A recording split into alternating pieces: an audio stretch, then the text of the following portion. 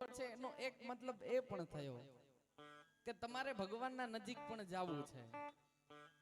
તો આવો એક સુંદર મજાના ભગવાનના પરમ ભક્ત કૃષ્ણદાસ, અને એ કૃષ્ણદાસ દરરોજને માટે ભગવાનનો એક નિયમ ધારણ કર્યો હતો કે પોતાના હાથેથી માળા બનાવે અને ઠાકોરજીને પહેરાવે.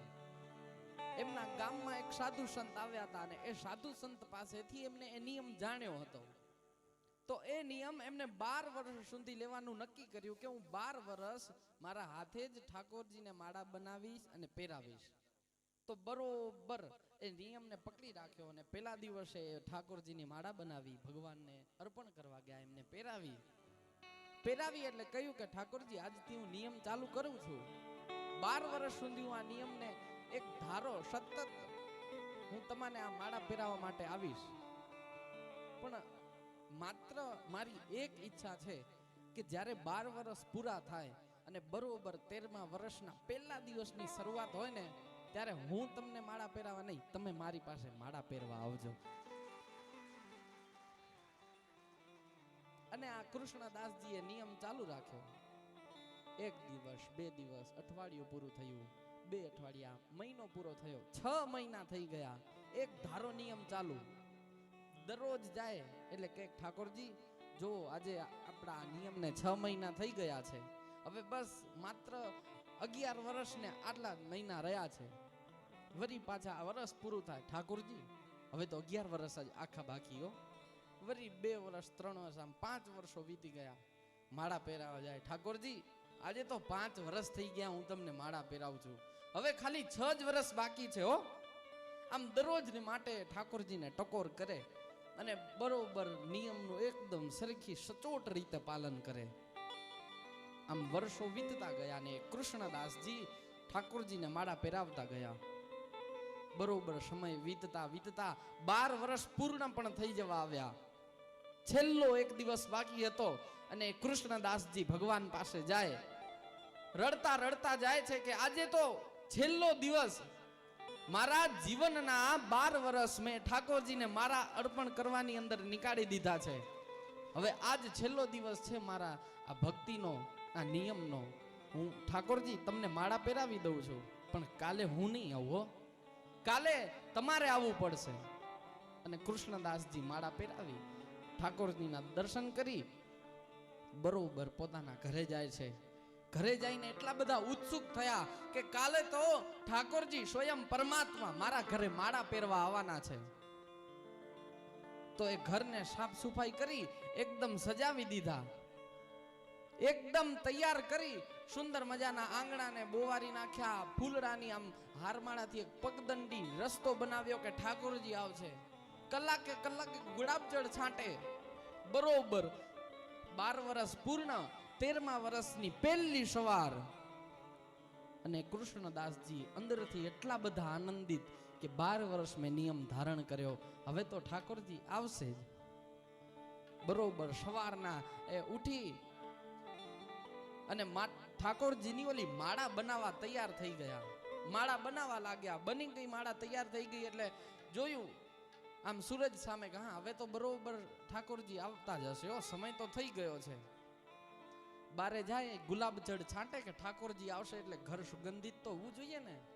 કોઈક મહેમાન આવે તો એ આપણે ઘરને સાફ સફાઈ કરીએ કે ના એમને સારું લાગે, તો આ તો જગતનો નાથ આવે છે. અને માણસ આપણા ઘરે આવે રોકાય ક્યારેક જેમને સારું લાગે, ના સારું છે. જો સાવ ઘર ખરાબ પડ્યું હોય, કચરો હોય, તો તમને કે મને કોઈને રોકાવાનું મન ન થાય. એમ અંદરનું હૃદય જો સાફ હોય ને તો ઠાકોરજી રોકાય, નહીંતર એમને ન રોકાય. બરોબર સમય વીતતા બપોરનો સમય થઈ ગયો, રાજભોગનો સમય.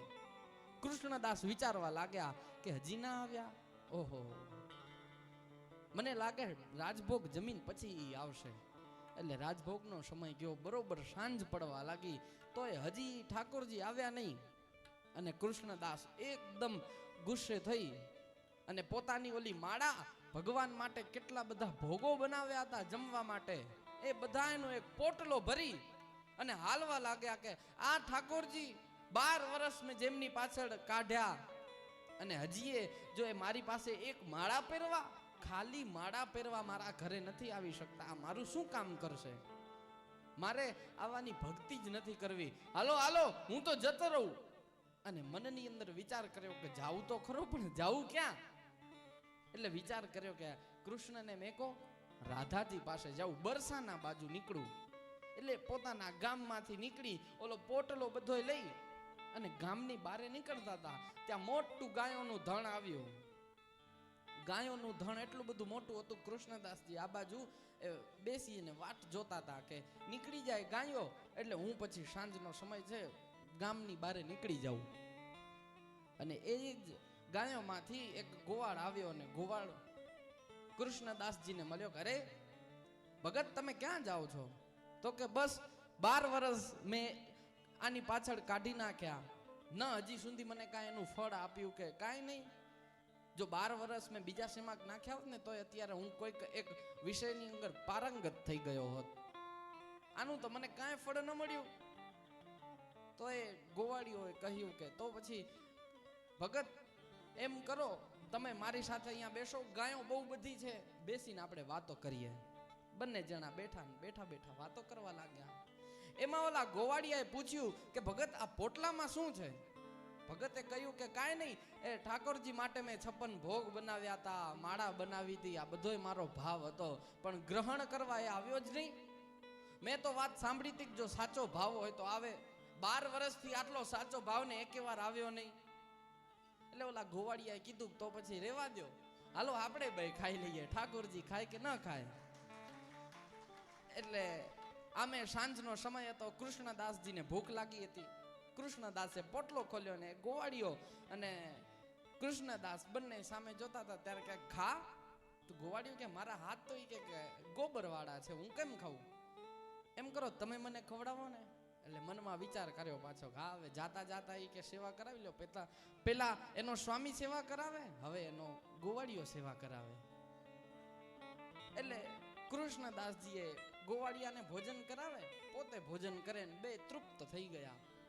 ઊભા થયા એટલે ઓલા ગોવાળિયાએ કહ્યું કે કૃષ્ણદાસજી ગાયો જતી રહી? તો કે હા, પણ એ બધું તો ઠીક, આટલી બધી ગાયો હતી કોની? તો કે આ ગાયો નંદબાબાની હતી. અને ગોવાળિયાને ફરી પાછા કૃષ્ણદાસજી પૂછે છે તો કે તમે? તો કે હું એ જ જેને તમે 12 વર્ષથી માળા પહેરાવો છો ને, એ આજે તમારા હાથે ભોજન કરવા માટે હું આવ્યો. લ્યો હવે મને માળા નહીં પહેરાવો. આટલું બોલ્યા એ ઠાકોરજી કે તરત જ કૃષ્ણદાસજી ગડગડતી દોટ મૂકી અને આમ ભાગવા લાગ્યા, દોડવા લાગ્યા. અને આગળ કૃષ્ણદાસજી, પાછળ ઓલા ઠાકોરજી કે અરે કૃષ્ણદાસ ક્યાં જાઓ છો? 12 વર્ષે હું તમને મળ્યો છું, તો શું કામ મારાથી ભાગો? અને ત્યારે એ કૃષ્ણદાસજી જોરથી દોડતા બોલ્યા છે કે ઠાકોરજી, મેં મનની અંદર માત્ર વિચાર કર્યો કે હાલો હવે મારે અહીંયા કને નથી રહેવું, હું બરસાના રાધાજી પાસે જતો રહું. ખાલી મનની અંદર વિચારવાથી તમે મળી ગયા તો હું રાધાજીનો દાસ થઈને રહું, તો તમે નિત્ય મારી પાસે નહીં વસો. એટલે પરમાત્માની નજીક જો જવું હોય તો તમે પરમાત્મા સાથે નહીં, કારણ કે ત્યાં તો બહુ મોટી લાંબી લાઈન છે. તમારા બધાને પરમાત્માને મળવું છે, પરમાત્મા પાસે બહુ લાંબી લાઈન છે, ત્યાં કને નહીં. તેના પ્રિય હોય એના પાસે તમે જાઓ તો ભગવાન જલ્દી મળે છે.